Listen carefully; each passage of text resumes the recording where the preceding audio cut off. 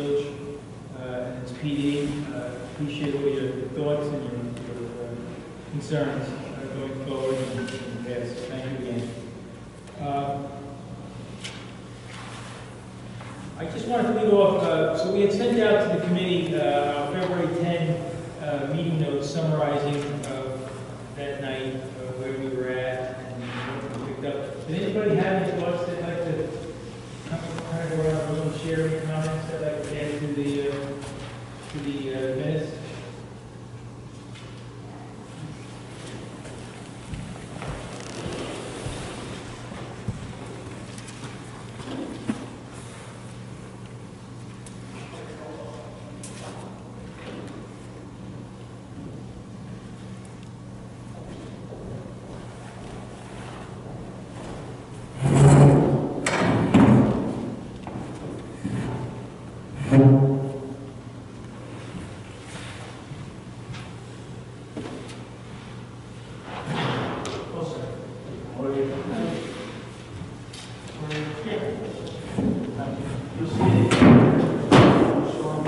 Thank you.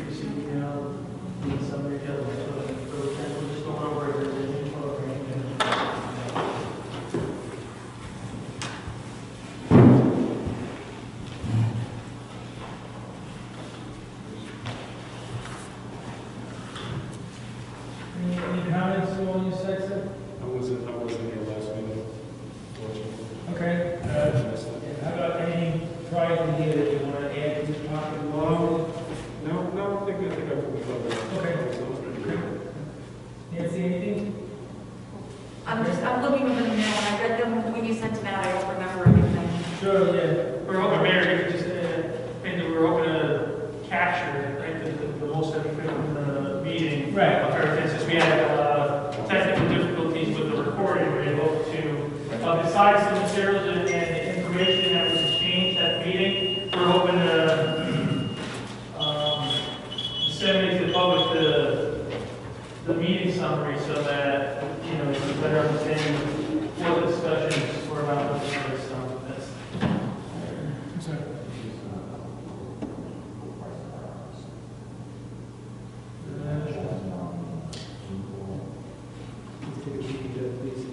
So, President, myself, Ms. Francis.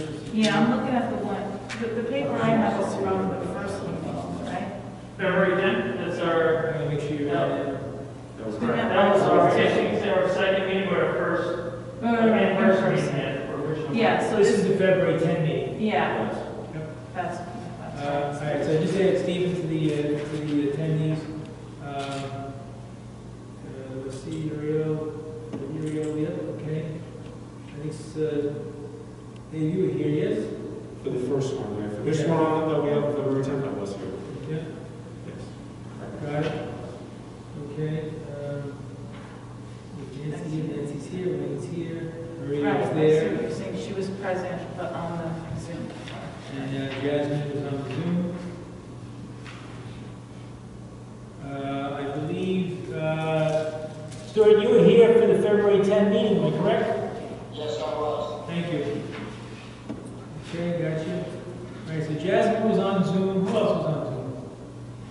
I think there was only one on Zoom that night. Okay, thank you. Good memory. Good memory. Right. It's all I left. That's it. Okay.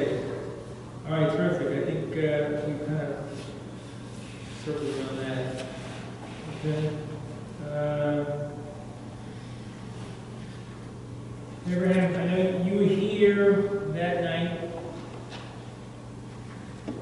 Last meeting you were here. The meeting. Yes, on the February 10th, was it? Yeah. Wayne, do you have anything? You want to add? No? Okay. Deb, anything on your end? No, I don't think so. Okay. Abraham, anything on your end? Okay. Chief, you're good. We offered this, so I appreciate what we had to say. And Stephen, you're pretty tight on this? Okay. All right, good. All right, we'll kind of move right from that. I'd like to go right into the continuation of where we were at. We left off on our worksheet, which would be page 5 for everyone, on the Roman for recruiting and supporting excellent personnel.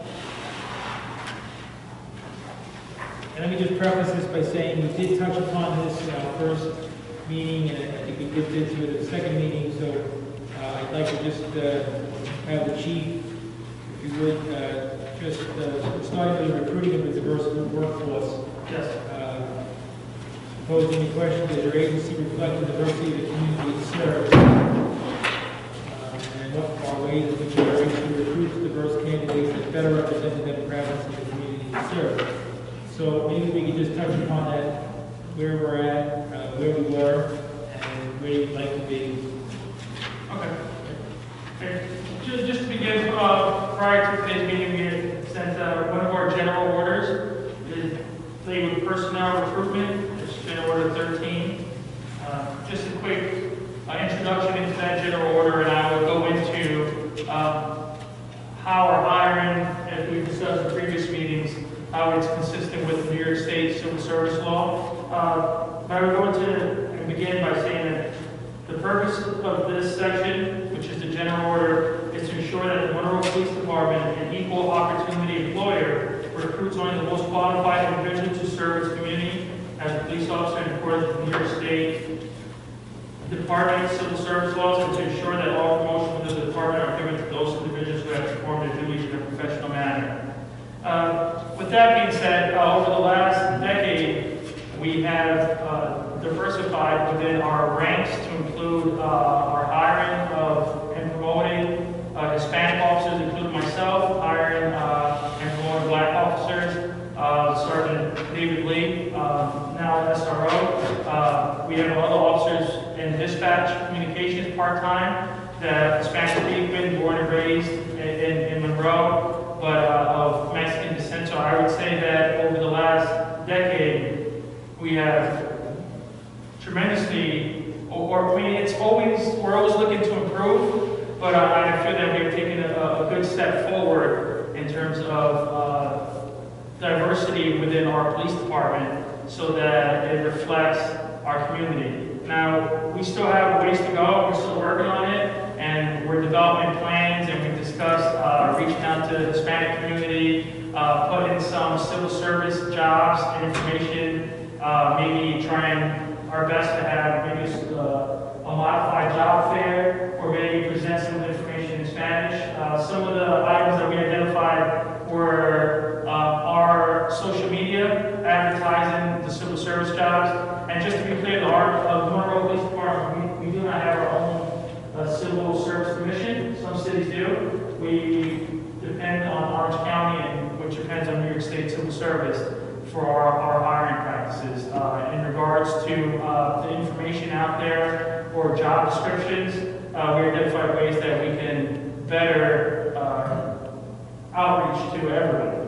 So our community members will have a better understanding of who is representing them at their police department or in public service positions, and it would be more comfortable in applying, and we would have a better, more diverse police department. And I think, I've said before, I think if anyone knows our police department the last 20, 30 years, you know we've done that to a certain degree, but there is always room for improvement, and we have to continue finding new ways so that our entire community knows when there's job listings, even if it's from park enforcement officer to part-time dispatcher to full-time police officer, we can get that information out there. And I would definitely, you mentioned in the first meeting, definitely rely on the help of our community partners to get that information out, and also maybe dispel some of the rumors or stigmas that might have been there in the past, with being a police officer or having a job in a police department. Maybe if, and that kind of goes with our community policing. If they have better interactions with us, then they're going to feel more comfortable maybe entering that profession. I mentioned I was born and raised in the city of Newburgh, knowing my family in law enforcement, and because I had positive interactions in Newburgh schools, a DARE officer, I remember to this day, it had a positive impact, and and civil officers that are born and raised in Newburgh made me believe that was a possibility. And besides some of the topics that we had mentioned on how we will look to improve as a police department, our outreach, social media platforms, our webpage to disseminate the information to the public with civil service jobs, in different languages, or when we have our community meetings discussing the job requirements, or maybe helping someone achieve that study guides. They have study guides for a police officer test. I think that is all going to help us have a more diverse test-taking population, and the more diverse your test takers are, or what communities they reflect or represent, the better our hiring, or more diverse our hiring will be. But I would like to ask the committee members if, besides some of the items that we identified as the outreach and what we're working on in the future, other ways that we could possibly get information out there to the entire public rather than certain individuals that are signed up for civil service jobs. We'd like to get to everyone. We do not have, as everyone here knows, we do not have any colleges or universities within our jurisdiction. But there's still other means, and our schools are elementary schools that we have school resource officers, but there's still ways I think we could work on, and I asked the question to the panel as to, ideas that we can work on together and to get that information out there. Thank you. I'm going to ask you, Dave, if you would start this conversation. What ways do you see, as the chief suggests, that we can encourage a diverse group to come to the table and consider law enforcement and representing their communities?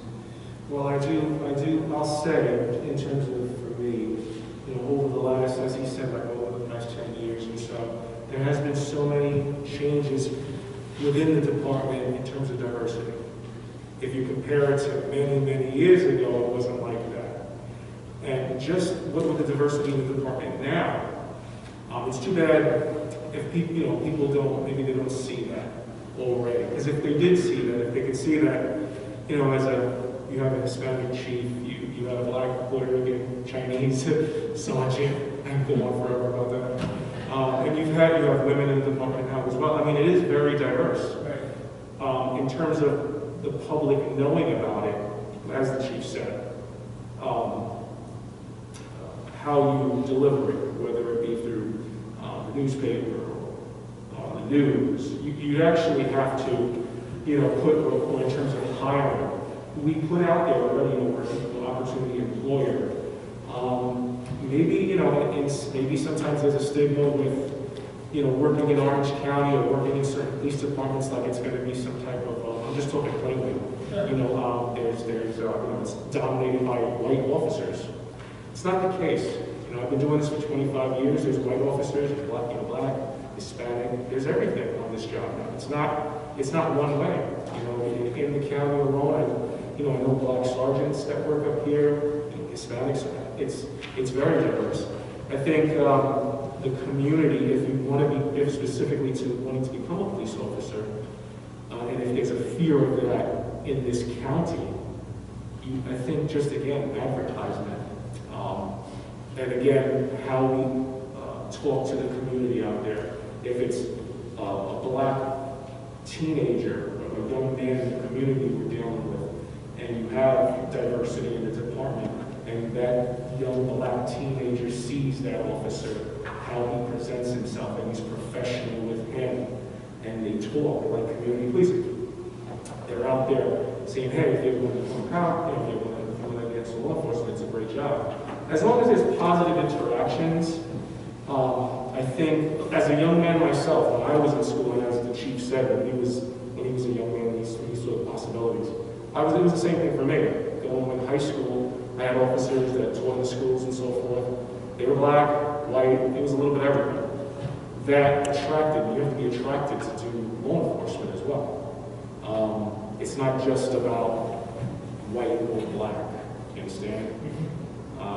But if you want to just plainly put it, if you want more black officers in a department, remember, in the Monroe Police Department, If 20 black officers do go to, we recruit them, let's say they're on the list, and they come to see us, we're going to pick the best one. It's going to be the best candidate for the Monroe Police Department because they're not going to hire the lone. We wouldn't want that. Now, if it's 5 black officers, 5 white officers, and the 1 white officer just happens to be the best candidate, you know what I mean? Out of all the candidates, we're going to pick the best candidate. It's only that it's the right thing to do, whether they're black or white. You know, I don't want to get caught up in the thought of, you know, well, we're going to hire this guy because of this. That's wrong. And and the brothers and sisters of law enforcement don't want an officer that's higher, that's substandard. Whether he's white, black, Hispanic, or whatever it might be. Do you believe having, as the chief says, potential for some sort of job fair or a day of interaction with the young people in our communities, you know, spread out amongst the diversity would be a good thing? Absolutely. As he said, I was having public forums. A fair would be great. Some type of fair where you have multi-ethnic officers at that fair too, talking to the young people. Because whoever wants to become a police officer, again, they're stereotypes. They're going off the stereotypes. It's just that simple. I mean, they're thinking the cops are like this. But then, when you break down those barriers and you sit down and have a conversation, whatever that conversation might be, they see that, you know, we're just human beings. You know, it's a buildup of stereotypes and people form their opinions on that. People do that every day. Sure. But in this job, the way to break it down, all the fairs, doing fairs like the chief said, having the officers talk to the people in the community, and the people that come to the community, come to the fairs. You got to have that fair open to everyone so that they come out. And if there's discussions and maybe there's a heated discussion with that officer has to be calm and say, hey, you know, things aren't like that. This is what I've done, you know, UC&D over the years. And I haven't experienced, well, maybe, yeah, I experienced something bad once, but it was taken care of. We police each other too. So if there's a problem in the department, we nip it in the butt, and we don't tolerate it. You know, Now, can I say something? So, you know, if this was not a COVID time, the high school does the college fairs, you know, and they pack the place with all the different colleges come and visit. And I'm thinking, if you could have a job, if the schools or even the village or the town could have a job fair and bring in all different kinds of jobs, or even add something like that to the, because I remember a few years ago, I think when I went to OC, maybe they had job fairs there. I know I went to some job fairs, but I think definitely your community things that you were talking about with the coffee with a cop, the bike rodeo, all the things that you have had. In my school, I'm up in Pine Bush, but we had a student that was kind of having a tough life, and he moved in from the city, and he was kind of acting out, and what really helped him was getting to know the SRO. He kind of like took him under his wing, and it really helped him. He just needed something, and I think, you know, we have these Monroe magazines, and now there's a new one like Monroe Neighbor, or even the Photo News has seemed pretty skinny and thin to me, but maybe there could be a spotlight. You know, I know that there was a spotlight on Melissa Burke with the new K9, so maybe, or I don't know, maybe because this world is a social media world too, but maybe if, I don't know if that's like a privacy thing, but just kind of introduce an officer of the month or something, or an officer of the week, or just, even just to get to know you, like you know, where do you like to get your pizza? I don't know, something just to see that that everybody's human, you know, maybe something like that. I do tell you what you just mentioned about like at the schools. I remember it was college, but at John Jay College, when I was a young man, I remember Suffolk County Police coming out, different departments, and I wanted to get into law enforcement. You know what I mean? Now you have these job fairs at the high school, which is, I think it's very good.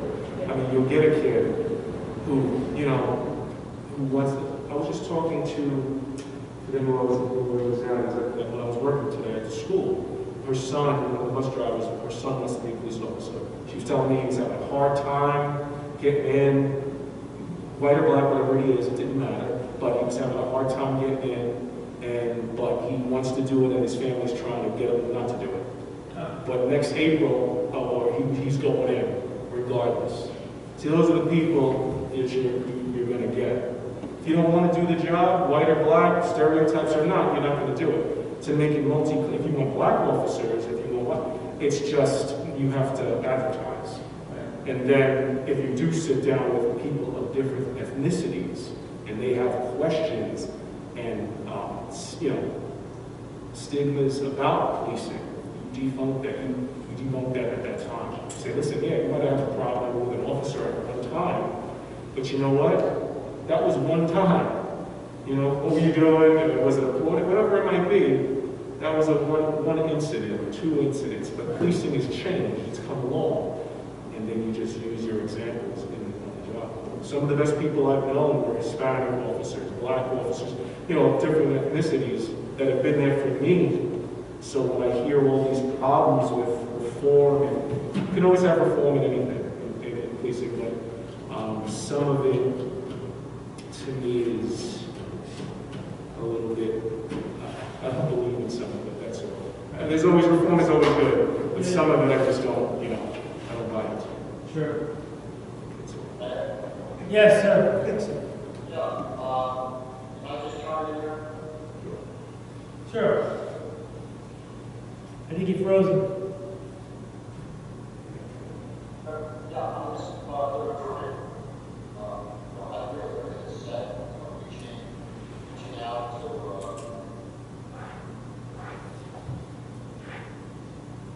I don't think we're paying you enough. Okay, back. proof of state, train police officers,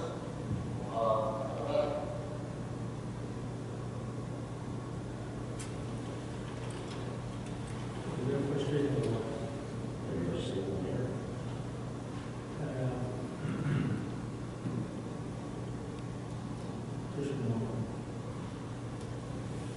Stuart, we're going to have to come back to you. Wayne. As we're talking here, I just had this thought, I don't have the answer. This, it's all right. give people the ability to meet the minimum requirements, whether it be additional college credits, there's various ways to meet those eligibility requirements to take the test to become a police officer. And I know on a county level, there has been discussions to see some types of available funding so that those who maybe otherwise do not afford to go to college, meet those 60 credit requirements and so forth. That's the other side. We reach people that really want to do it, but don't otherwise mentally have the ability to make the financial commitment or other commitments.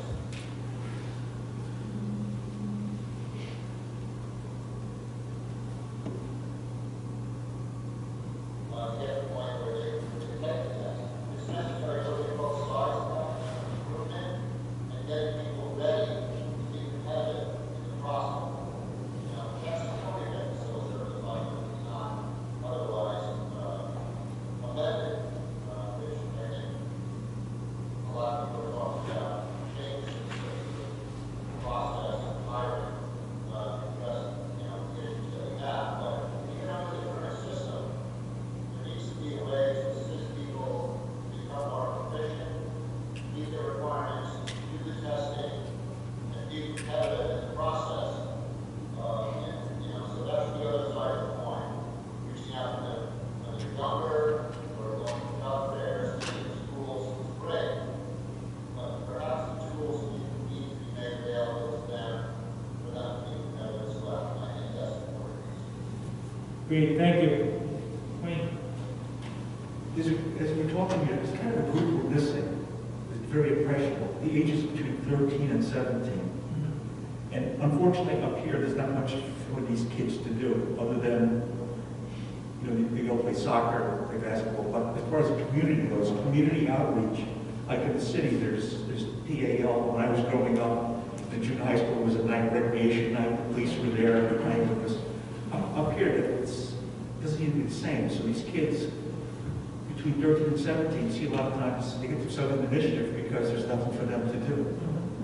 And that's not just a police reform problem, it's just a problem for our community in general. It's been ever since I've been here. You know, so I think there should be something where if you get buy-in from a kid who's 13, 14, who likes law enforcement, by the time he's going to college, he's already there. He knows what he wants. Yeah. He knows the officer.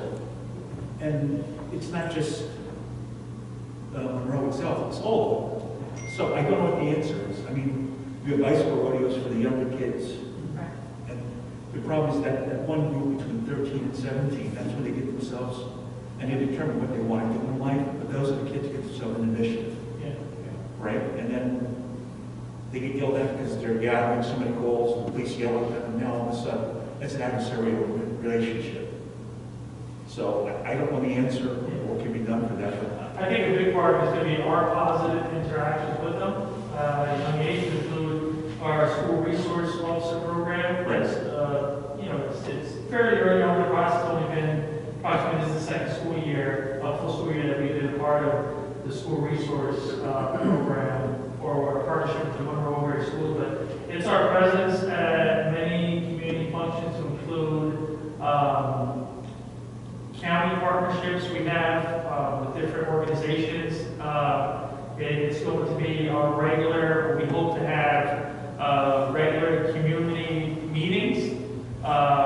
If it's quarterly, if it's whatever that I think our community needs or feels, we can discuss over our job openings, almost a sort of a recruitment. Hey, this is the minimum age, these are the educational or other requirements that have to be met.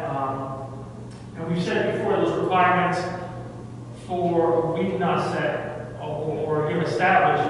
However, we can help them get there, like Mr. Rosewasser stated, and that is by uploading the study guide to the police officers and by explaining the process of this multitasking and communication as a dispatcher, by maybe placing it in different languages. But it's all, I think a big part is going to be to be more appealing of our profession to all communities. And I think that's what we can work on. And also it has to do with their access or test taking, and we've already discussed on civil service work. For example, I contacted civil service to see, I myself was on several Spanish-speaking tests early on in my career, City University, Middletown, and Westchester, and my score on those tests, 90 or 95, and that put me on a considerably smaller list than open competitive English speaking, and that tells me that there were not a lot of officers that were bilingual taking those tests. If that changes, then you have more competitive and you have more diverse department. I contacted civil service just to see if there was a police officer list for Spanish speaking or bilingual, and they said they do not have one. But I do know that cities have, or can ask for one. They can call for one and ask for it, because I myself was on several lists of the three that I mentioned. I'm actually thinking now we're talking, maybe down the road, we have a 3-week course, we invite teenagers in to show them what police officers do and show them the other side of the coin. Well, a few years ago, we mentioned we had a Citizens Police Academy. Right. We did not have any teenagers, but maybe it could be somewhere a blend of youth and citizens. We can maybe word it like, half of, if it's a Citizens Police Academy, again, word it with the kids involved too, so a certain age. It would be neat if they could, I was going to say, you're definitely onto something.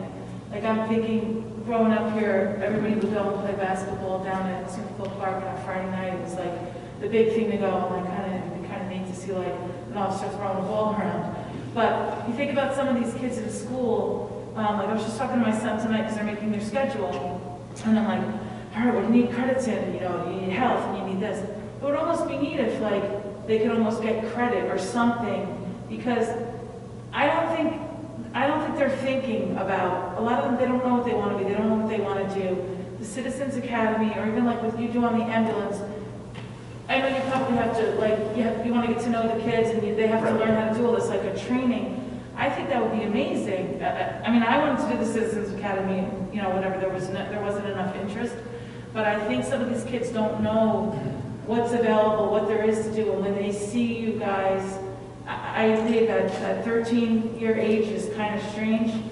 When they see everybody out there doing cool and fun things, and they realize, definitely with the SRO, that, you know, it's just different when you get to high school. I think sometimes the kids feel like they're being like followed. I don't know, like it's not as fun as like when you're in elementary, you know what I'm saying? So if we could do something like you said, bringing them around more, or I know we need more stuff for the kids to do. I'm just trying to think of what, you know, I know you're at the carnivals and you're at the concerts and all that, but, You know, the MOBAC also has a youth squad, which keeps those kids in around that age range, that, you know, latter teenage years, engaged and involved in the ambulance corps. I don't know, it's a little harder on the police departments that obviously to incorporate teenagers into something like that, but it's a program that we have that's great that keeps those 15, 17 age requirements on the MOBAC youth squad, but keeps those kids engaged and involved. So like the youth is, in a way, like the youth being involved in policing somehow that's safe, like a safe type of program that. Obviously, there's liability issues on. There is. Things of that nature, but, Yeah. you know, But I don't know how many 16, 17-year-olds may be going to like a Citizens Academy or, you know, I don't know, maybe I'm wrong. You know, it's like talking with a cop about that age group, they may not, you probably haven't had any so far because it's not a cool thing to do.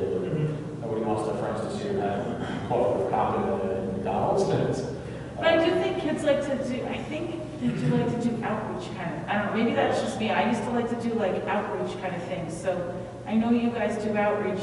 I just don't know how you let them know or how you reach them. I'm thinking, I think on the subject of job fairs, which you brought up before, on the subject of job fairs before, not only communication with the guidance counselors in the Monroe River High School, but coming back to their community and hopefully encouraging people. I don't know what the minimum age is to take a police officer within Orange County. I know, for example, when I first took it, I was 17 or 16 and a half years old. That was the minimum age in New York City. Take the test when I was 16 and a half. At 16 and a half, I was sitting for the test. Obviously, you couldn't be appointed until you're 22, but and so that's part of it as far as the job fairs, involvement with the high school, showing them what the police department is all about, having a diverse presentation of different officers so that they see that it's a diverse agency. It is. Not only that, but when you get to the BOCES level, the BOCES program through the high school, you now have kids that are already showing the interest that they want to go into law enforcement. They're involved in the BOCES law enforcement program. Those are kids that, if you, I don't know how to break it down, they have classes just for Woodbury, classes just for Climate, but if maybe officers perhaps came into the classrooms for the Monroe Woodbury portion of the BOCES law enforcement program, spoke to them, now we're targeting an audience that even though we're involved or interested in career law enforcement, they're from our community, hopefully with the village of Monroe from our target audience. But we're 2 steps there already as far as encouraging them to continue the process. And then as a last recourse, obviously, suing Orange, suing up as well. That was a big thing when I was in college, all the job fairs, all the different law enforcement agencies, whether it was the feds or the different city, state jurisdictions coming in. And I can tell you, I hate probably every one of them. So yeah, the job fairs are a big thing, obviously, as we said before, to facilitate the means of accessibility to satisfy the college requirements, things of that nature. But if you've got them young in high school, you have time to work with them. They're showing interest. If they want to take the test, you can now work with that individual and a target audience. Now, okay, you want to go to college, you do 60 college credits, we can work with you. They may be this program, this grant, this whatever it is to facilitate you getting those 60 college credits. And the last thing I would suggest is that as far as the, say, for example, the Hispanic community, when Orange County gives an exam, not many people know about it, unless you're interested, you're following that website. You go on the Orange County website and say, yes, okay, there's an exam, this is the filing deadline date, this is the exam date. But what about if we take that information and we publish it in Photo News? It's there, we're putting it in Photo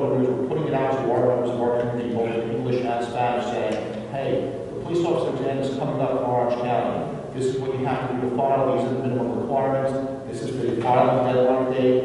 Encourage all residents of the village of Monroe to go out and take the test. And we're really promoting it more so than the county does. I don't want to take it away from the county, but if we're trying to attract residents of our community, whatever ethnic background they're from, to go out into that career, we want to promote it hopefully a little better than Orange County does, which has a much bigger area to cover.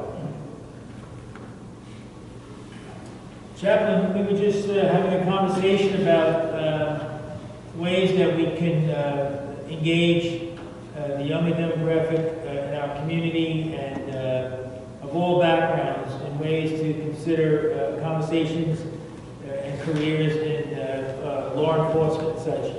So we've been sharing some of these ideas. Do you have any sense of what you'd like to, or ways that maybe you think we could encourage people to have these conversations?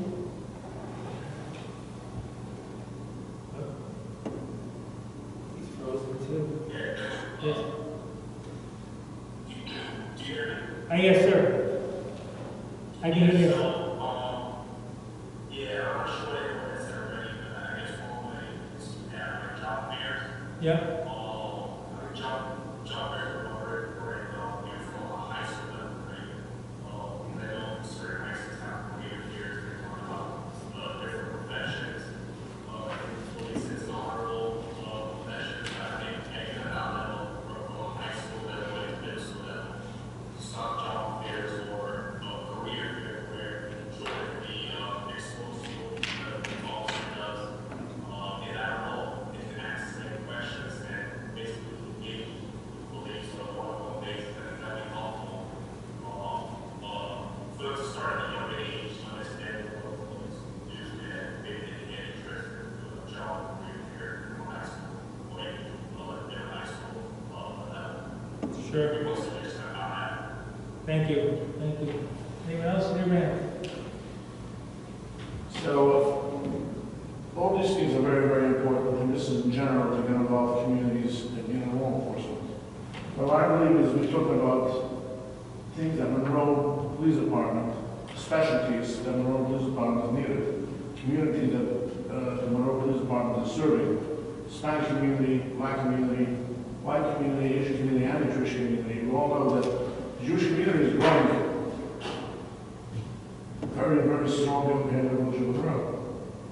And one of the things that the Jewish community is a language barrier and culture. So it's a very, very important things. I know that not many of the Jewish community are looking for the law enforcement career. There is now NYPD has probably close to a couple hundred Orthodox Jews who are speaking the Jewish language and understand the culture. Rockland is doing the same. The only problem is that if somebody's applying and going through the county, they're going through the county tests, and then they go into a big pool, and they can't say, well, I want Monroe to pick me up. So first of all, the reason why Middletown, Newburgh, and the other cities and other have their own hiring tests is because of that. So first of all, we have to really look in to see if Monroe could have the same way. Instead of going to the county, they should have Monroe itself should have their own testing and going through that, especially if the community is growing and we're looking at about a good percentage who are not speaking the language that 100% of the officers are speaking and they're not understanding their culture. The other option is, which other departments have done, is full-time, you have to go through the test, then there's part-time that you can pick up without going through the test and you can go on the qualifications. I've been appointed deputy sheriff in Orange County 70 years ago. And the reason why Sheriff Carl took me in is for that particular reason. He said, listen, I want to meet somebody from the community that speaks the language, understands the culture. We're serving all the parks, we're coming across a lot of different issues that's going on.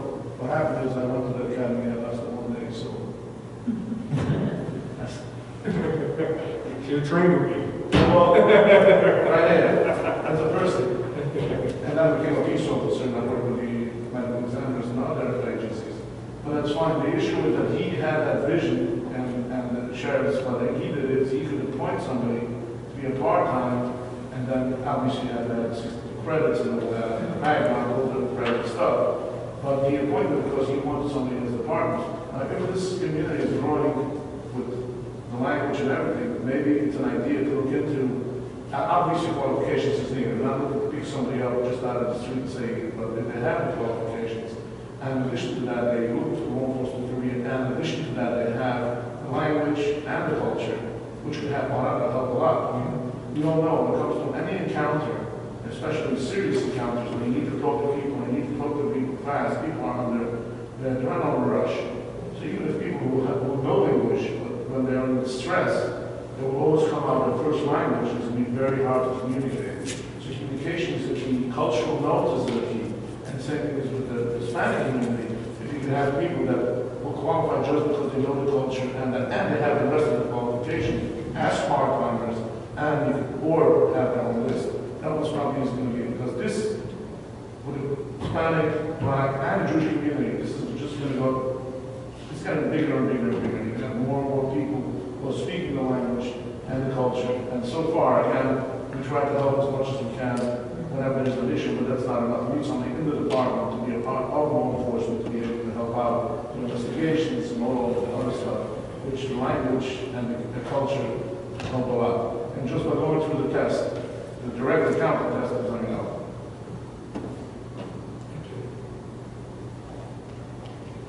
Okay. I think that was a really helpful discussion. Thank you. Chief, let's go right into training and continuing education. If you can just address. In the folder that was provided today, it includes our policy, which, quick summary I'll go into, we've discussed at prior meetings to include, we strongly believe in training and education. We think that a highly trained police officer and a well-educated officer will meet and exceed their expectations and ultimately serve the community in a better fashion. We have in our GO general order to begin to the purpose to ensure that all police officers of the Monroe Police Department meet or exceed the established standards or guidelines regarding police officer training and education.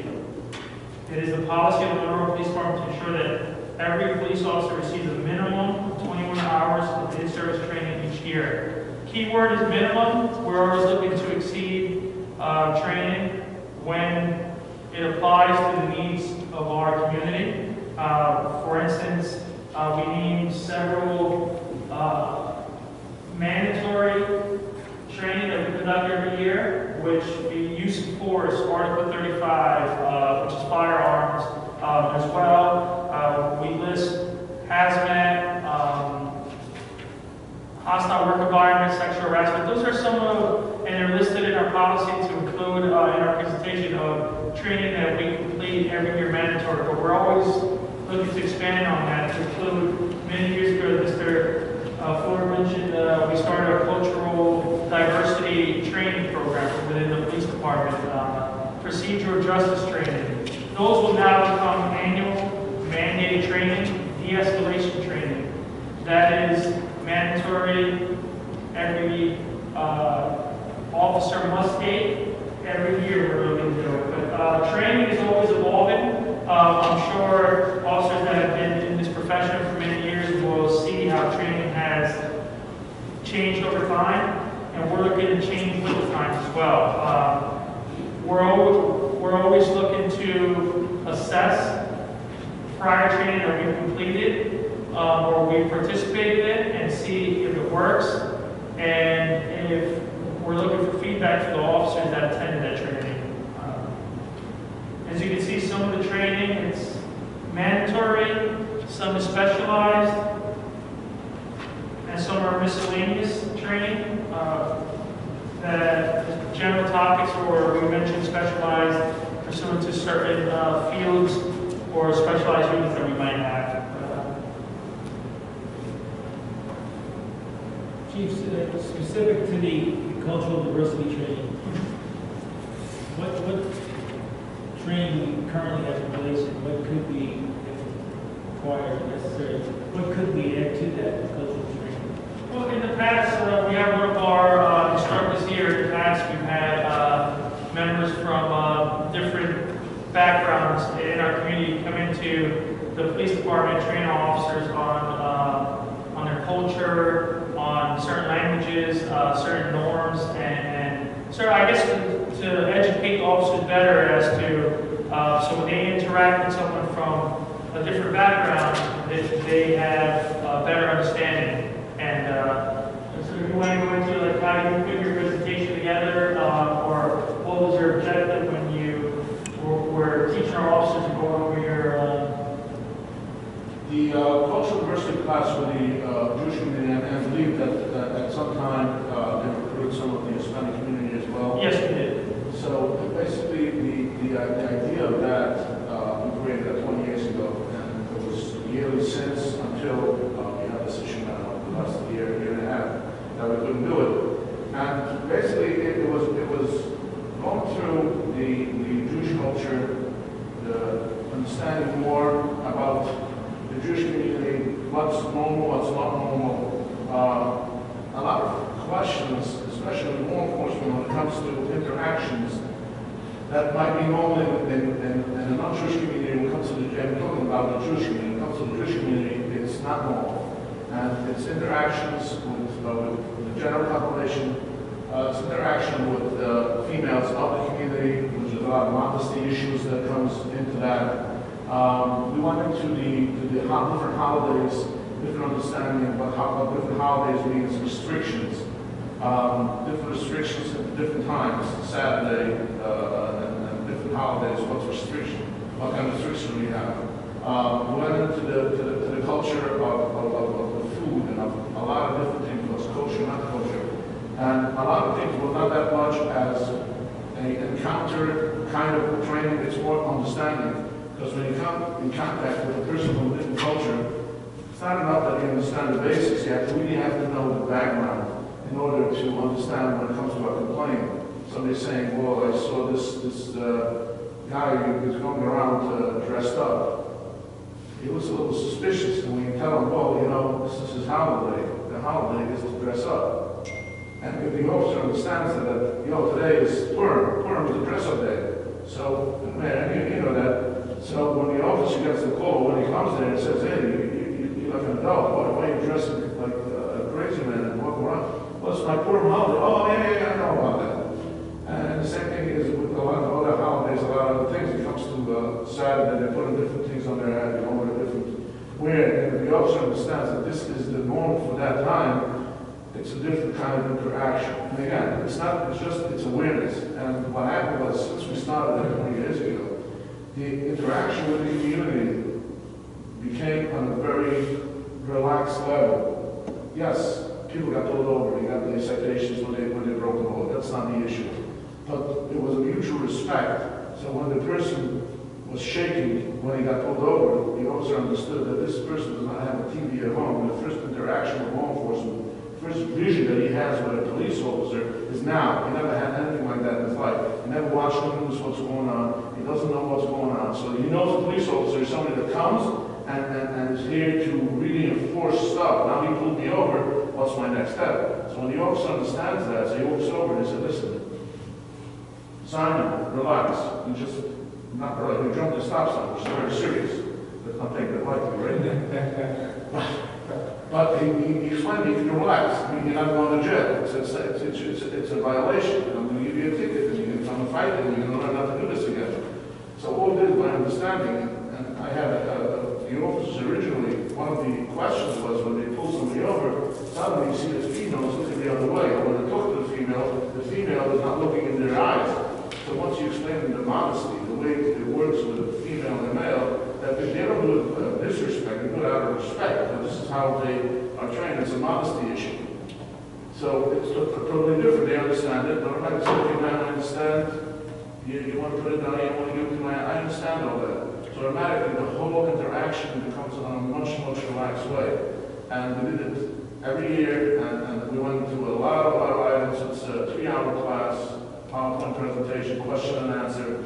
And it helped a lot. It helped a lot for the community, and it helped a lot for the officers too.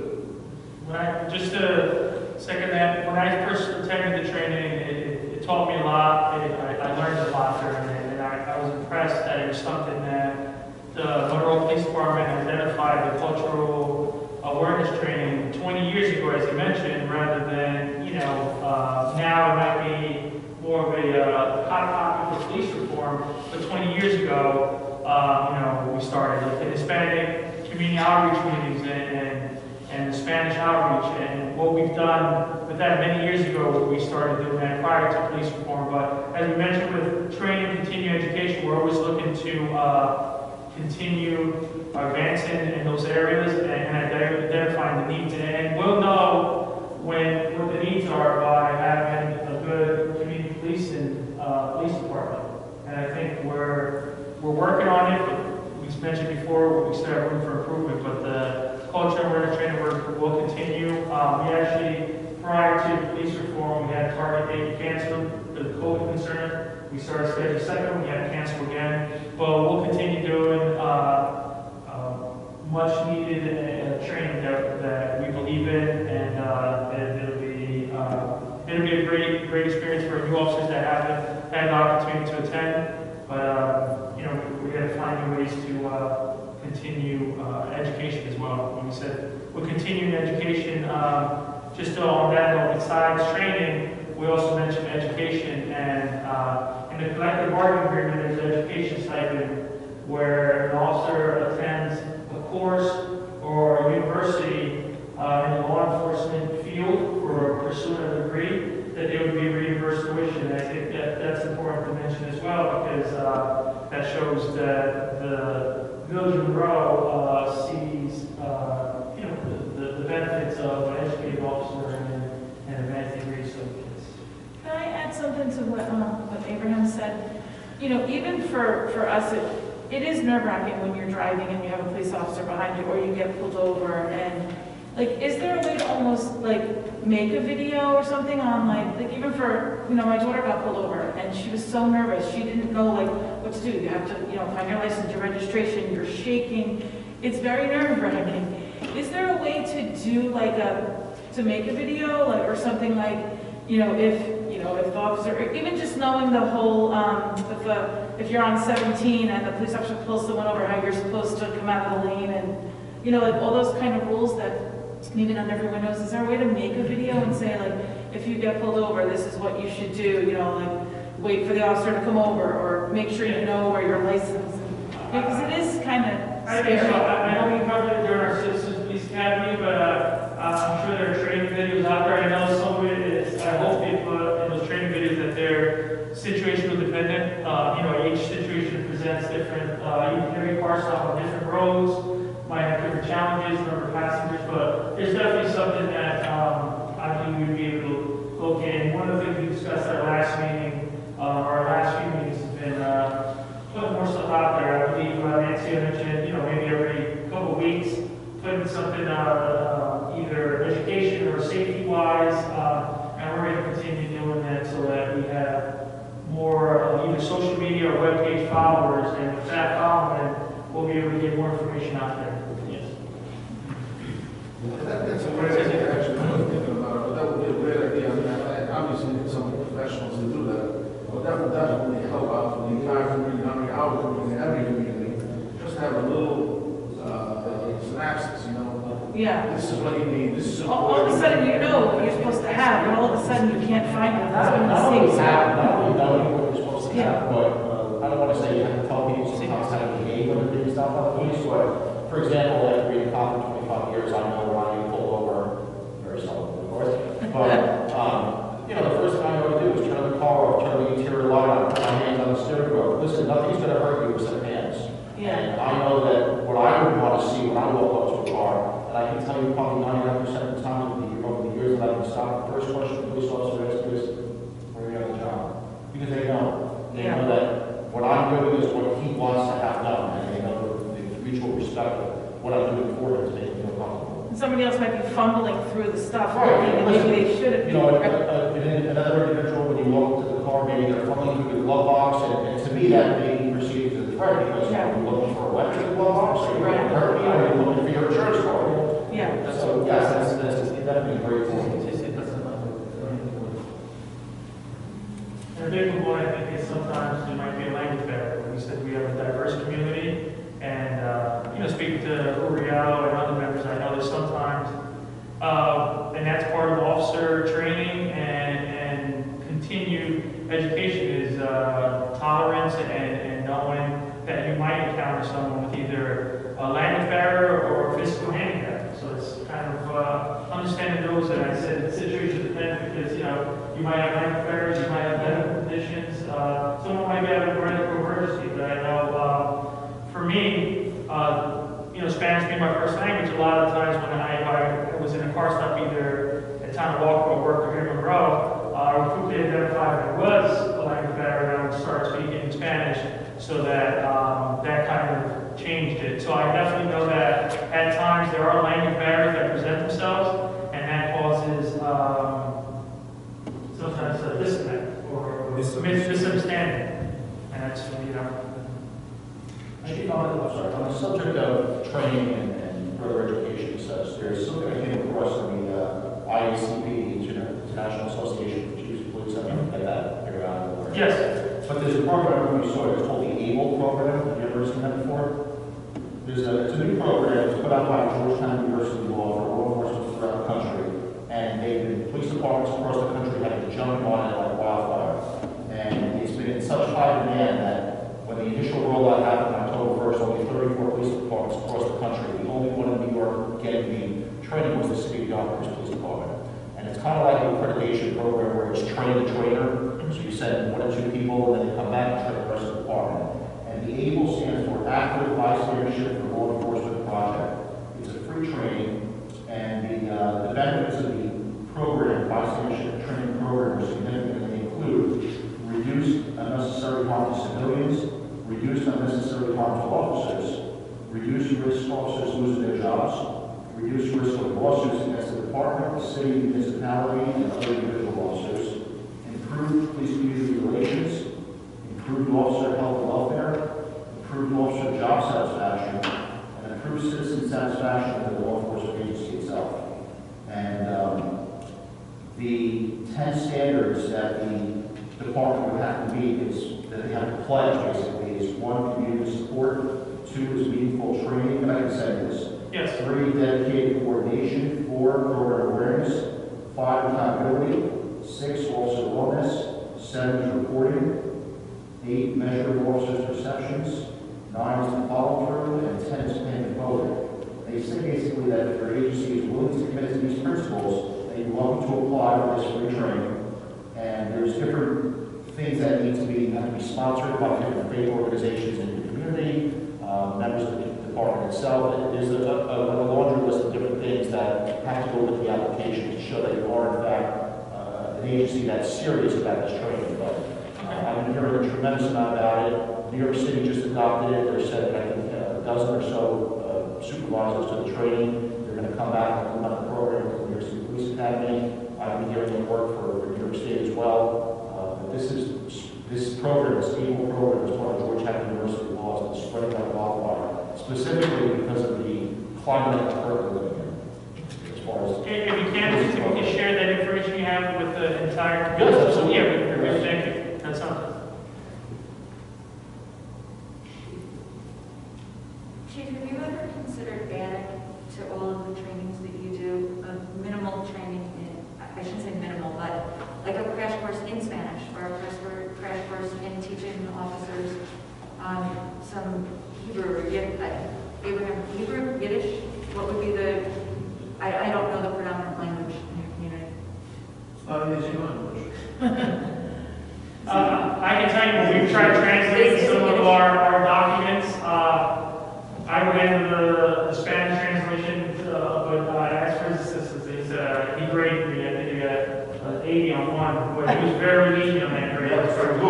We tried. Unfortunately, it's Google translation, but just to mention, yes, there are cultural awareness training. We would go over some of the maybe common phrases, some of the common words, like in Spanish, we go over, like I said, some of the traditions, holidays, some of the words. I think a lot of our officers have a good understanding. I would routinely with Officer Motivate as well, get asked, hey, what does this mean? Or hey, how do we mentality and would kind of change. So I think, yes, but I believe we have one officer that's pursuing a certificate in Spanish proficiency, wants to be bilingual. One of our recent hires, he's pursuing it. In terms of Rosetta Stone or other things, it's something that we could look into as we look to have more bilingual officers. We went to a training that was actually done by Officer Lee when he was back when you were a sergeant, and it was actually aimed at treating people with autism. But it had icons, and the icon had the English and the Spanish translation. And I know I've used it with Spanish-speaking people who are not on the autism spectrum. But when I want to ask them a question, if I can show them the picture and it has the translation under it, I can break the barrier a little bit. And I was just wondering if there was something like that that might be able to be incorporated in time where you would have, like you said, certain phrases that you would be able to minimally communicate with someone of a different language. Because Google Translate can be iffy. Yes. That's tough. We have the county language line that we've used for many years. I've been in contact with officers as well, off duty to assist with the translation because we know it's not easy for everyone involved. It's not easy. And, you know, if it's a car stop or if it's a serious incident, language barriers usually are very challenging, especially in a rapidly evolving situation. So we'll continue, I think, researching how we can get more, officers that feel more comfortable with the language. But I think over the years we have officers that have developed working knowledge or somewhat understanding the word, but we're still looking at ways to improve that. Just one more quick on the subject of training and not too far off topic. I was the big thing with me is officer safety, personal safety.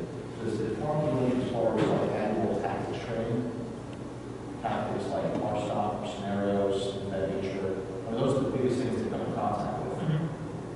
That's what the search warrant training is obviously it's not really an issue in this jurisdiction, but things like general tactics training, things that come out. I'm sorry, defensive tactics, de-escalation, some of the. But I don't know defensive tactics itself, like car stop scenarios, how to deal with emotionally disturbed persons, things of that nature. But mostly car stops.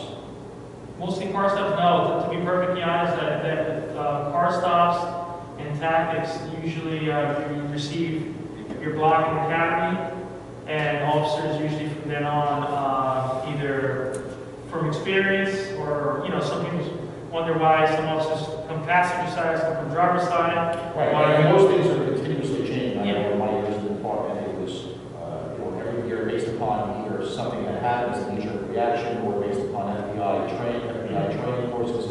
It was, Dave probably remembers as well, it was pull your car right up out of the car, then it was pull to the left, then it was pull to the right. Yes. All different areas. You walk up to the gate now, don't walk up to the gate now. Things like you mentioned a couple of minutes ago, you walk up to the car, you check the truck, make sure the truck's not partially charged. Well, officer safety is very important to me personally.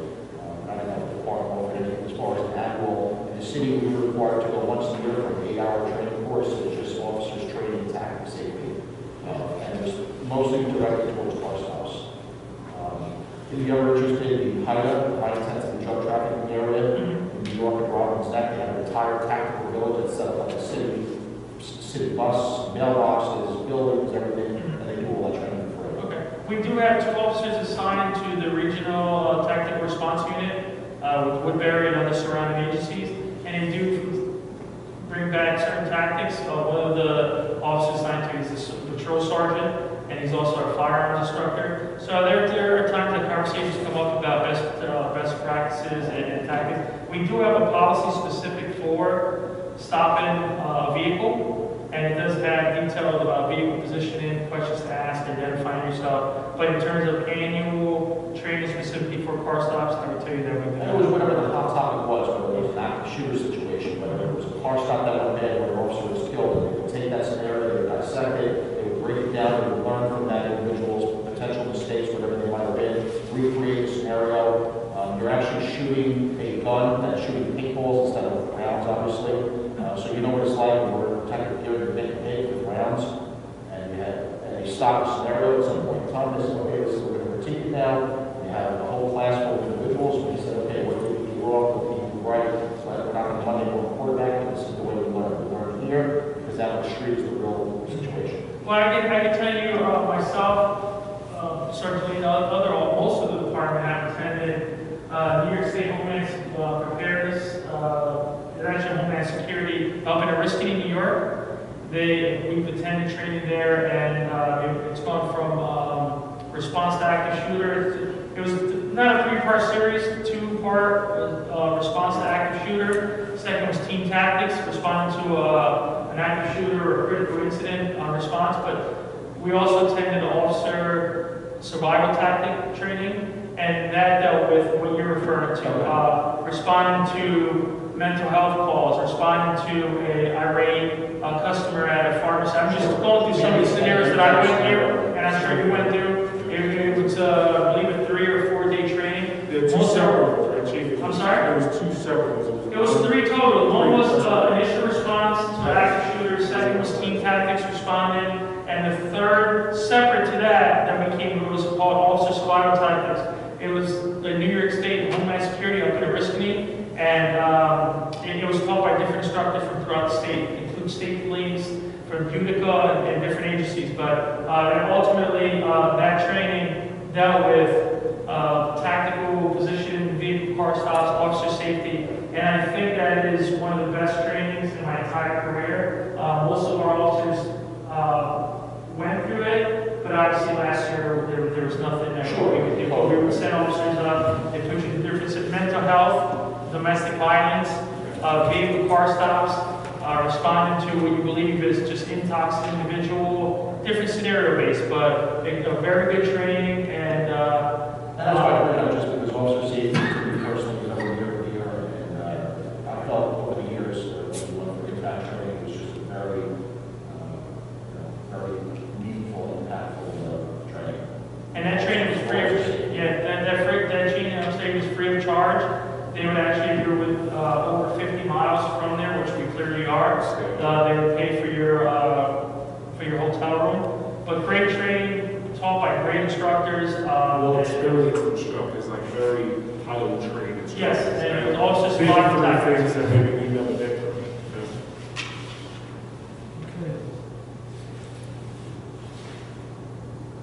Chief Principal, Support Officer Wellness and Wellbeing.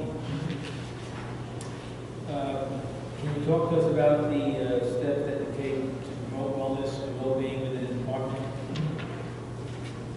I believe it was January of last year, the Orange County Chiefs Association had a presentation at guest speakers from the New York State Police Employee Assistance Program. And as you can see in your flyer, that there's a handout that I received from the New York State Police, essentially extending their services, their Employee Assistance Program, to police departments throughout the state. And I immediately saw it as an opportunity for us to be part of, you could say, an external employee assistance program, where if someone did not feel comfortable discussing their situation that they're going through, they could reach out to this employee assistance program through the state police, which is a 24/7 hotline, and discuss any situation they might be going through.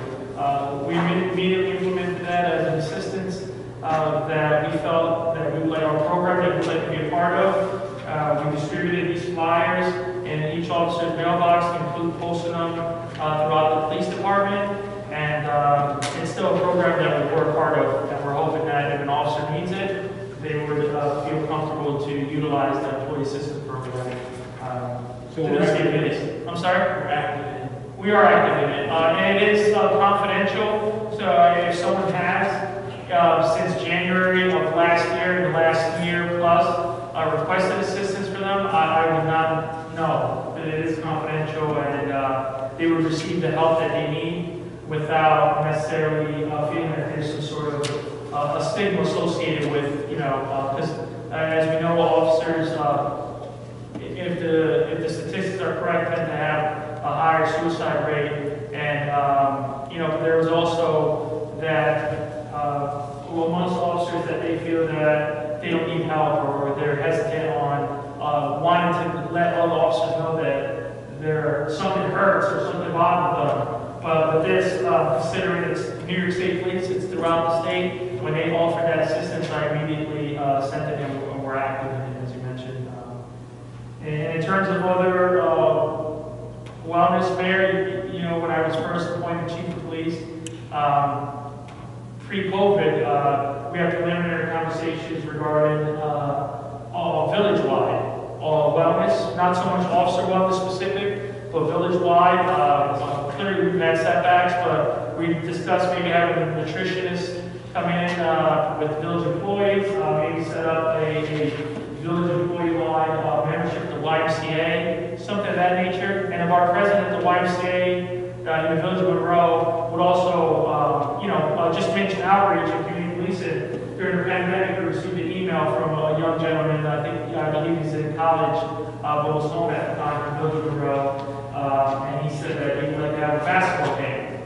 I love basketball, but he said he'd like to have cops versus community kids, and that's one of the things that came to mind. Officer wellness, it's something that we're believing, and with the EAP, the Employee Assistance Program, there is also a gym inside the police department, a small gym that officers have 24/7 access to, and I think that also helps promote wellness.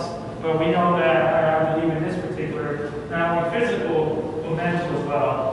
And also, Mayor, you'd be more familiar with the negotiations, but the statistics that came out during the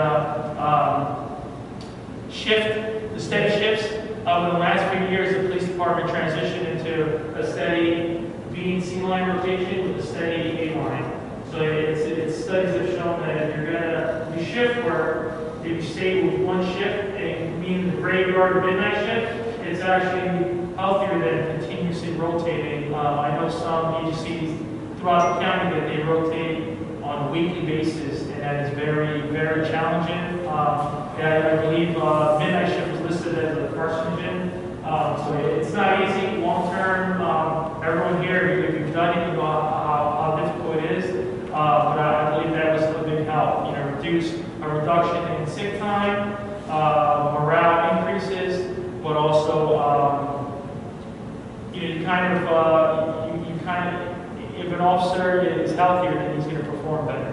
And that's the way I could sum it up, is that if you have a healthier officer and he feels better and he is actually physically healthier, then he will perform better and sick time goes down, which affects morale. To include mandates in our police department are very low, and that's another thing that could come into play with morale and officer well-being is continuous either mandates or shift shortage. And our retention rate at the police department is very high, and our mandates are very low, which are two positive things that we can look at. Officer wellness, there's a lot of different categories, but I asked the panel if there's ways that you think that we can better reach out and have healthier officers, and we're all for it because we know that the community will be happier with the officer that's performing better. Thank you. Chief, I want to just kind of finish up this section of the community policing with regard to the SRO program.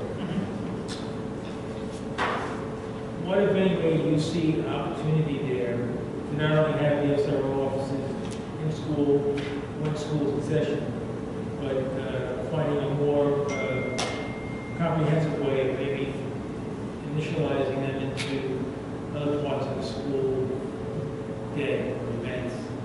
Again, that level of communication, I'm sure Dave will speak to, he sees just like really walks to that door in the morning, and then they're in class and they're doing that thing. And then where does that level of interaction go? Is it pretty much kind of quiet down and then we wait till lunch? Lots of times the interaction, just with the students? Or? Yes, students, yeah. Well, during the day, for myself, and I know the other officers do too, even if they're in class, you know, if they're in the hallways, if they're going to the, you know, the bathroom to another class, we say hello to them, we talk to them a little bit. We go into the classrooms as well to speak with them. Yesterday was my birthday, so I even went into the classroom and they had something for me there. If education is needed or training to talk to the kids about certain things, that's at the level I'm at, in the kindergarten and first grade, it's very minimal in terms of stranger danger and the different types of things because they're so young. But with the older groups, like a little bit that are older, we've done it in the past where we interact with the kids and we tell them how to be safe and what to do during, you know, certain holidays or anything like that. So there is a lot. It's not just hello in the morning when we go to class and they don't see us. Right. They see us constantly throughout the day. As I said, they have transfer rooms. We say hello, how you doing? We know them. I know several of the children by name now. They look forward to seeing me every day. And again, questions. At least with the ages I'm with, whatever questions they have, we'll be able to talk very fast. So it's constant interaction. It's not, it doesn't end. Are you out on the playground too? Yeah. So when the kids, That's a big deal too. when the children go outside, I go outside to the playground. I'm talking to the teachers, I'm talking to the kids, I go around the building. They always see me. You're making sure it's safe around the I have to do that too. So check the perimeter, outside, inside and outside, all day. And again, when the kids are out there, lots of in the lunchroom when they're in, that's a big time with them too, because you get to sit down with them, talk to them. I pick different kids every once in a while. I want to sit down with them. Hey, how you doing? Have a whole, most of the time, a whole lunch period with the kids sometimes. I pick different kids with them. So today, I happen to have a completely remote class. My kindergartners do not come in ever. So there's 17 little faces. And we had a visit today from Officer Lee. He came in the back door as I was doing, I don't know, math or whatever. So I stopped and I said to the kids, oh, look, we have a visitor. I mean, we get no visitors. That's it. Like, we're locked down and have teddy bears and chairs so I don't feel alone. And Officer Lee came in and he stopped and, I mean, it's such a nice break in our day to have some face to face, but also it's like a superstar came in. The kids all want to say hi. They're engaged. It pulls them back. And with any luck, we will get our kids back in school. He's going to be a familiar face to them. They think he knows me personally. He's their friend. But back when we had students in school, if a mom or dad dropped off a lunchbox, the SRO takes the lunchbox from the parent, walks it upstairs, walks in the room, says, which one of you is Johnny?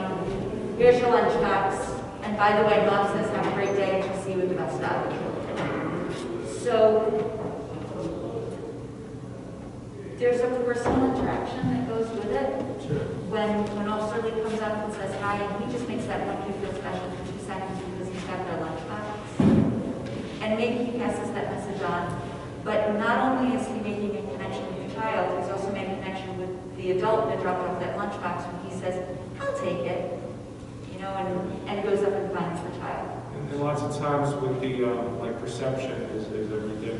I mean, with the parents, like with lunchbox, but pick up and drop off. I have to position myself at the buses. I have a routine. I just have my own little. But when the parents drop off their kids, I go out front and they see me. The parents see me out there. I let the monitors do what they have to do, but I'll wave to the parents. They wave back, and they feel safe as well. They say, oh, look, there's the officer. Like I can stay in the building or stay out back, but purposely go out front when the parents drop their kids off so they see me. And it's, the perception of everything. So it's an active process, I think, with the SROs. As long as we are, to put the community and the parents feel, specifically to the schools, they feel safe. Especially when they see us. Because we can be in the buildings all the time. If people don't see us, then, it's, but if you see us, and we're around, and we wave to you, they feel good about it. Cool. So, what I'd like to try to do, Chief, I know you had a couple of last items you wanted to address at the end of your agenda here. Was there anything that No, just notes in general or timeline dates that we were hoping to, I believe this would conclude with our worksheet and the book and the guidebook and information. This is our 4th meeting. 3 with the panel, 1 with public in general. We're hoping to start, I think we have at least a foundation for our draft plan. We're hoping to start working on it as soon as possible, and so that our goal is some of the topics, just to name a few that we have identified where we can continue improving, modify, or forward is our hiring improvement, our community policing, our policy we discussed and distributed extensively is New York State accreditation. We'll continue that process. I believe everyone agrees that that has kept us up to date with the best practices in policing. We've discussed about data transparency, body cameras. So with everything that we discussed in our meetings and the notes that we took and the worksheet, we're hoping to establish our draft plan and the time period that and Mary, you tell me, or the committee can tell me how best that this can be achieved is. I have, or the committee collectively can, with the topics that we discussed, our draft plan can now begin, or drafting our plan, the process can begin, and we can continue having conversations regarding areas that we discussed, or maybe we can clarify a little bit better, some of the topics that we had, but to include, really importantly is, in those topics, where are we? Are they short, medium, or long-term goals? And if we set those, we can always have a time period as to when we expect to complete it. But our draft plan, we had hoped to have completed, meaning the committee collectively, within, I would say by March 8th. March 8th, Monday. Monday, and we can, if I put the plan together, the draft plan, I can now send it out to the committee members and continue gathering additional input or clarification of certain items. And once that, our process at this point is drafting the plan as a committee, releasing it or distributing it to the general public. We have our methods: social media, webpage, newspaper, constant contact with the village. Given the community ample time to review our draft plan, have a meeting with the public for comment on the draft plan, on the proposed draft plan, gather additional input from the public meeting to include emails that might come in, or letters, or other ways that we might have, and either at that point including the items that were mentioned at public comment, or via email or through mail, or incorporate that into our plan, or it's possible that we already have it in our plan, and we've already maybe discussed it. But I think importantly, we have a timeline that we're looking at, and we have a lot of work to do, but I appreciate everyone's patience and time. It's a lot that we're hoping to include in the plan, to include our policies, our presentation, the resources that were handed out throughout our meetings. And although we hope to be able to submit the plan in the near future to the state once it's adopted by the board after public comment and after we've received additional input. We feel that this is just the beginning, because a lot of our goals and part of our reform are not going to happen overnight. And that's what we say is short-term, medium or long-term goals. But everything we discussed, we know there's a need in the community, has spoken in many ways, and we're going to continue. We have our final plan. Once we submit to state, will include the results from our survey, our policies, and everything that we discussed, so that we're transparent. And we mentioned the audio and video recordings, we'll upload that too, so that anyone that is interested, they would know dialogue and the conversation and the topics that we discussed. Has there been any further updates from the survey that have come in, to your knowledge? No, okay, we have had from last meeting 111 responses, and I have not received another one. I was hoping to, at least at the very end, we upload it to our webpage, the results, as of put a date on it, so that everyone understands that it is still out there. However, we have not received it. And I believe the survey, it's like many other things, once it's first out, it becomes kind of something that you either address or complete immediately, or you forget. And at this point, as we discussed in our last meeting, or at least the last few meetings, it's one of the surveys, but we said we would look to do maybe an annual survey and continue. I think survey is a good way to, and maybe we'll have more participation. We're at 111 responses approximately. So, Chief, just to kind of circle back again, tonight is our final meeting on our worksheet, workbook. We'd like to be able to submit this work as a total to the committee for review on the 8th, right? And then we'd like to get it back from the committee with little comments. We should share it amongst us all in an email chain, just keep going back and forth. I think that'd be really helpful to digest that. And then we'd like to be able to take that, polish that up, and then get it out to the public. I believe we said by the 12th. Yes. Okay. And then we want to be able to schedule a Zoom for March 18th with the public, for public comment. That's correct. So we have that period of time to digest and review it. And that's our way of hope to complete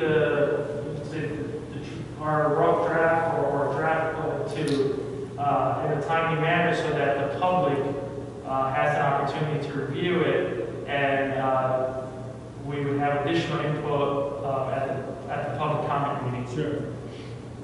And then by the 23rd, the board can take up a special meeting for the purposes of adopting the work. And from there, we package it, it would go out to local. That is correct. Okay. I think the critical piece here is for the board, the committee to put together all their thoughts as we get them from the draft document, any amendments, changes, corrections, or whatever. That's going to be critical, so I'll be sending that back out to the committee. I'm pretty sure we really need the feedback and see if we've done our job. For me, I think one of the key things I've learned in all of this is I need to learn a lot more. I think communication is so critical. I think it's about everything we spoke about has a theme, an underlying theme, an overarching theme of communicating. So whether it's bilingual, multi-language, different cultural aspects, ways of communicating from the youngest to K-1, children all the way up through our teenagers and our adults in our community.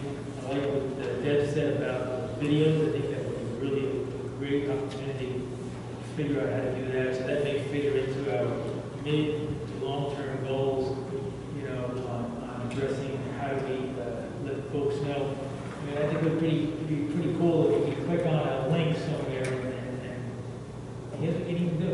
Here's what happens at that stop. I want to tell you a funny story. I just became a trustee back in 2014, and I forget what it was called, but it was May. Is that quality of life? Yeah, you know where I'm going? So I'm driving from my shop, and I go to Village Hall, I get some paperwork to do whatever. And I come around North Main, I'm coming down Spring, and I'm just tooling along, I'm fine. Sergeant Lee,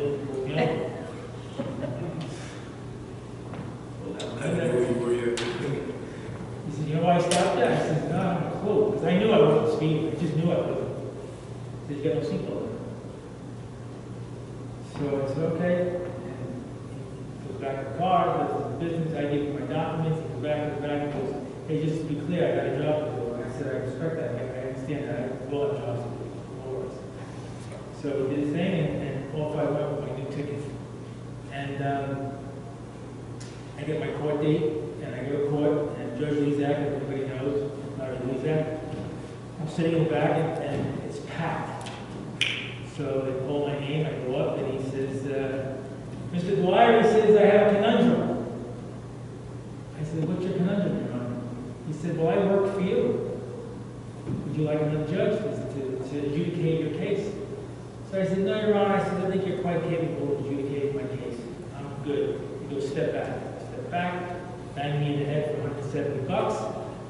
And off I went. And I can't imagine the credibility I thought I was gaining by having that opportunity to pay that fine. You know, I find that remarkable. But I guess my point being is that I got it, and I respect. I've always respected it. You know, but that was, and it just kind of brings home for me wanting everybody to have the same positive. Although I got a $70 fine, I got Sergeant Lee pulling me over. I want everybody to have those kinds of experiences because that didn't deter me from having a good relationship with him or you or anybody in that department. It just didn't. And I think that's the positive that comes from that video and those interactions. I think that really speaks. So I would really like to see that as one of the things. But communicating and learning, I think Abraham is absolutely right. You know, we talk about the cultural diversity of our community. I think that's also another big piece that I would love to learn more about. So maybe there's other opportunities and those other midpoint goals that maybe we can also address. It's very fluid. I mean, this is not going to end here. You know, my hope is that this always becomes a part of our conversation. You know, so I just think it's critical to the board. It will be. I would just like to say that although we'll be drafting a plan and submitting it to the state, this is just the beginning of, reform, which we should always look to reform. As you've seen over the years, we've adopted different policies, we've adopted different training. We'll continue to do so. It's in the best interest of everyone. And I'd just like to emphasize the board that thank you for your patience. This is now we begin the draft stage of the process, but we'll still be able to exchange emails and thoughts, and if there's certain information that was not quite clear, we could exchange, supporting documentation, but, it's something that we're, we embrace it, we know we're working on it, and, I have confidence in the men and women of the Monroe Police Department that will continue to reform and work closely with the community, all members of the community. That's part of this process. Any final thoughts from anybody? Let me start with Chaplain and Stewart. By all means, if you'd like to say something to close out tonight. Chaplain? I got to apologize to both of you. Wi-Fi here doesn't exist. It's just remarkable. 2.8 million? All right, thank you. Chaplain, you okay? Yes, I'm good, thank you. Was there any final thoughts on your end, or you're good? Yeah, I'm good. It's the parts that I've served are very productive. So was in and out, I couldn't hear everything, but I think all that I heard is correct, said that it would be a lot of progress to date. That's pretty good. Thank you so much. Stephen? I actually heard about one of the things that you said when you told me more earlier as far as that the target audience of our demographic age 13 to 17, and it's true, it really is nothing for those kids that age, and we have all these programs in the schools. And part of it may be because we don't have the jurisdiction of having middle school, high school within the village of Monroe that we represent. One of the police officers represent those schools and all of the Woodbury, but and maybe something down the line, long term, medium term that we could potentially do today. I think that is a very big part of it because we target different demographic audiences as far as age groups, and they seem to fall by the wayside. Through no fault of anybody's, it is that way sometimes. But I think something that we can consider for the future. I think there's a conversation here. Even if it's picking up that PAL, as Wayne said, I was a product of PAL, and summer session at my local grammar school. Maybe there's a way of saying, oh, Maine becoming a place, a conduit, of those programs. No, I can tell you, like, YAC at Smithfield Park, the summer program after school, we could be part of that. The YMCA, we could be a part of. Yeah, the Y used to do like that beat the streets thing. I don't know if they do that. Well, I think we can, Something like that. I think our outreach with, with the school district, there's a lot of ways for us, and we learned a lot during this process as well. Outreach, and we mentioned, hiring, getting information out there. So, but a lot of it has to do with communication and training and evaluating what we're currently doing and where we need to be. Sure. Uriel, do you have anything? ¿Qué proceso? Te lo digo, he said it stated in the presentation.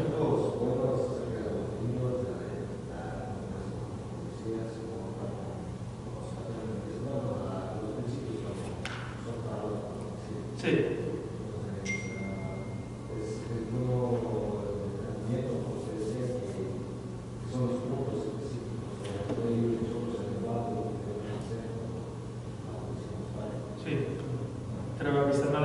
He said it was a great conversation regarding the target age group that you had previously mentioned. I believe you began and you seconded the information regarding the age groups and outreach. But you also said, the information that could go out to the community in general, especially the Hispanic community, is how to possibly present yourself at a car stop would be discussed as well. Maybe that education, that bit of information out there and it'd be safer for everyone. He basically said that it's safer for the officer and also to the public that if they know how we would perceive certain actions, but it's also it's up to our officers to understand as well that we mentioned that it might be language or special needs with it.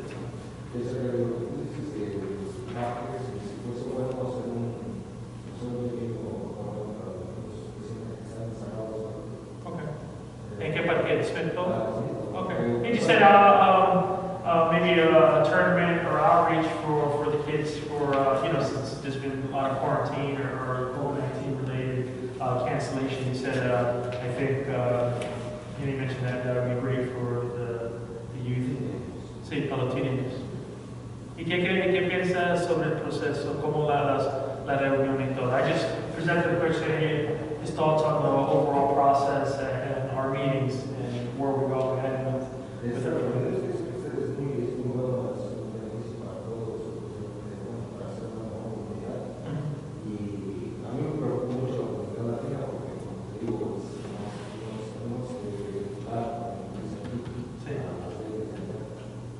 He said very productive, much needed to build or continue building on the communication. But he said it feels especially important for the Hispanic community to understand the laws and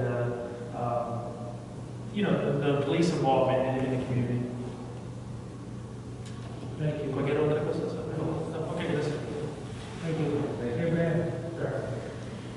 Well, if there's a department that can do it, it's Monroe. And like you said, it's I don't just say it, I have strong roots over here in the village of Monroe for a long time, 20 years, and this is just, it's not the first time I'm hearing this whole thing. We've been working on this a long time, and this is just a continuation of what we're going to do. And like I said, the police department Monroe always showed to be doing their thing, whatever the surrounding is going on. There's a lot of things going on around this county and around all over.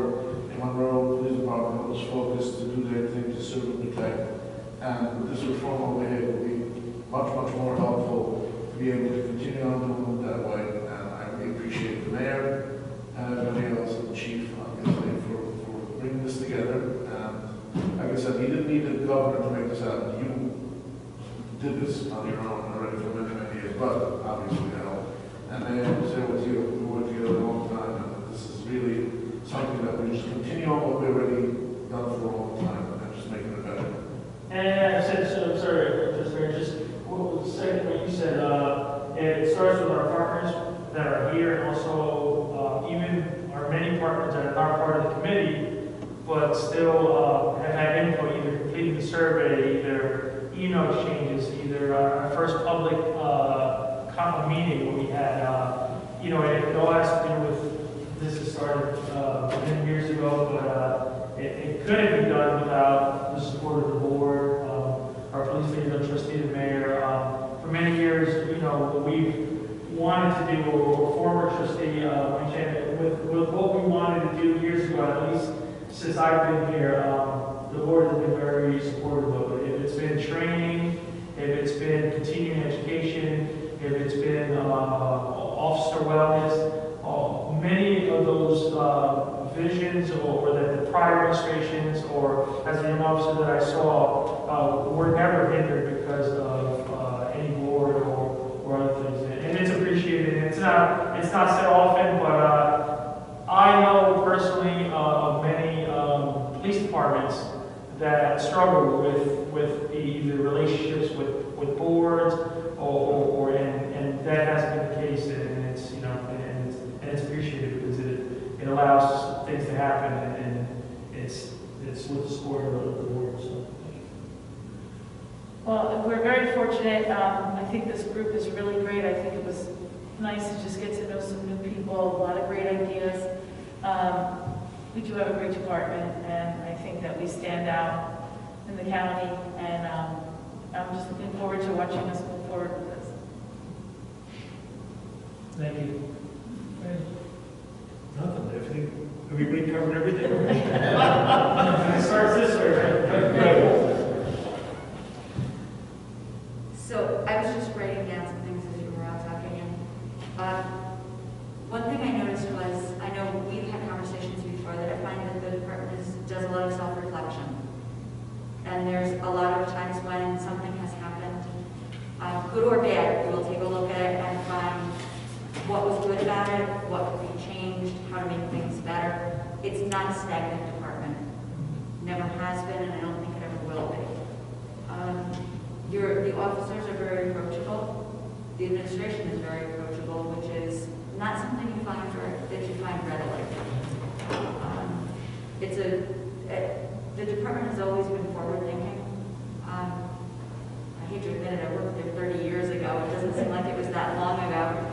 But even at that time, there was a presence, especially in the chief at the time, of always wanting to make the department better and looking to move forward and grow as the community grew.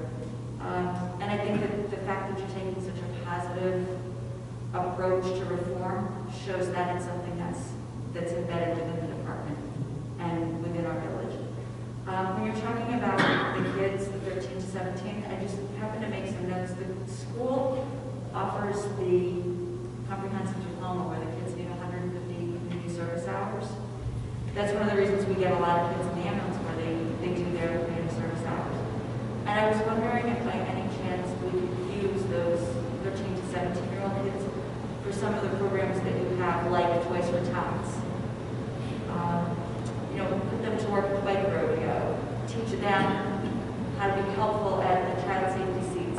I think the child safety seats have to be certified to teach how to do right, but they could be at an event, they could coordinate the event, they could put all the information out on the event, and then the officers would actually do the child safety seats, but get that word out. And when you're talking about videos, anybody who's got a 13 to 7-year-old knows they love TikTok. Yeah. They could be very instrumental in helping you put together those videos of what to do at a car stop. Yeah. Not only, and in different languages, they could get their credits for their hours and be doing a lot of these things that we talked about.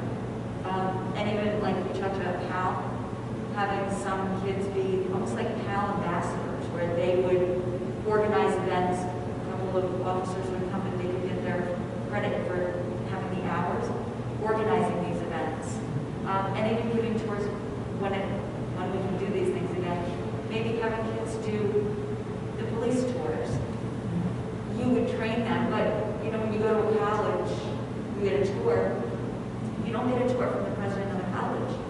You get a tour from a student at the college who's they're given They know what they're supposed to say, they know where they're supposed to show you, and they can answer simple questions.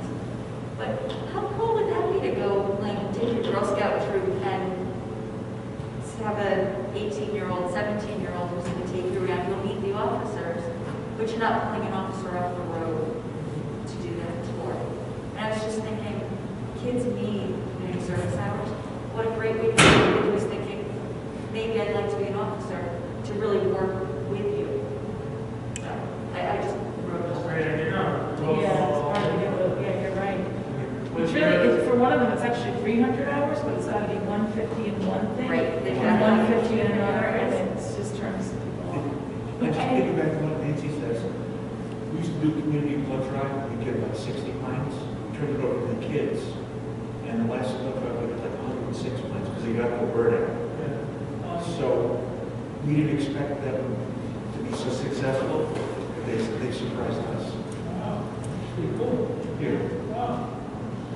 It also alleviates some of, I know, I've brought my Girl Scout troops there numerous times, they just take an officer off the road to accommodate that tour.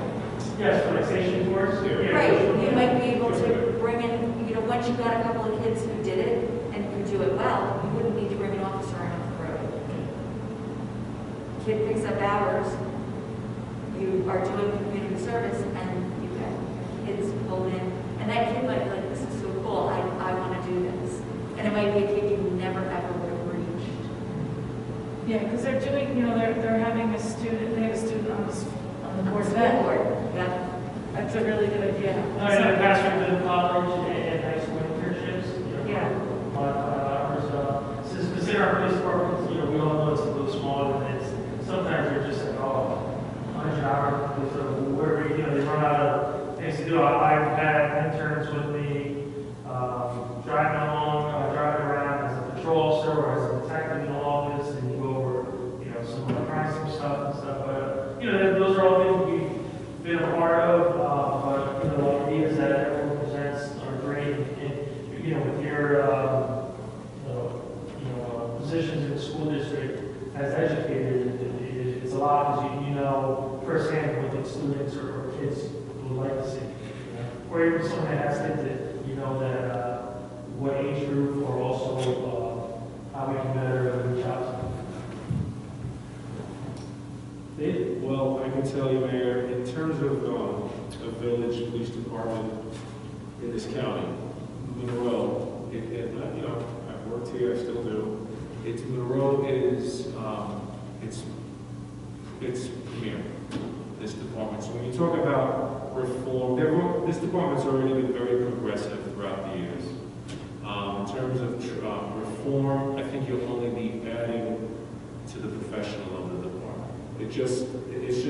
This department will take it on and succeed with any type of reform. It's just a change to the department that, because it's always as progressive as it is, it's not going to be a problem for Monroe. It's going to be very easy, actually.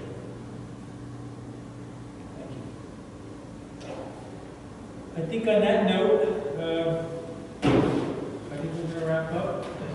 Has any community member had any issues with emails or any attachments? Because that was essentially, work towards the draft, send it out, receive input, so we're all part of that email conversation would be great. Yeah, we'll discuss it. You know where to find me. Yeah. Just very quickly, on that next one, we're talking about the youth. There actually is a national law enforcement explorer program. Okay. Youth ages 14 to 17. They put a whole bunch of criteria about what they can actually do, what they need to be used for. They suit them with uniforms. And Orange County has, for many years, the sheriff's office has had like Explorer program, and us being a small agency, we've had internship programs and other, I guess, you know, community outreach programs, and not Explorer, but I just wrote it on as well, so we can do that as well. Just as large. All right, so- Dave, I thought your final thoughts was starting to polish today, but Thanks, Eric. I've got some skating students. Again, thank you